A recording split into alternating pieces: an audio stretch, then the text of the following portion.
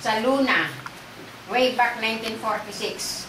Doon ako nabautismuhan at pati naman ang aking magulang na hindi sana niya gustong mabautismuhan, sumang-ayon na rin siya dahil nakita niya ako ang nabautismuhan. Kaya pati siya sumama nang nakisabay sa akin.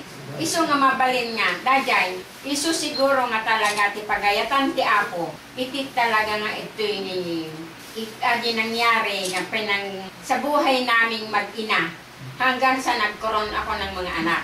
Ang hinihiling ko lang sa Panginoong Diyos, harinawa, yung magandang halimbawang nangyari sa buhay namin, yun din sana ang magiging mangyaring buhay ng aking mga anak at sa ating lahat na magkakapamilya.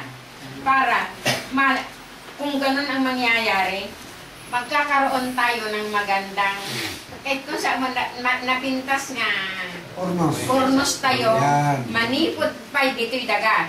Kastamot ka na iti pamilya tayo, maisuro tayo kung maisuda amin. Nga agpamati, tapno, awan ti maisina kanya tayo, kita kan ti agnanagod.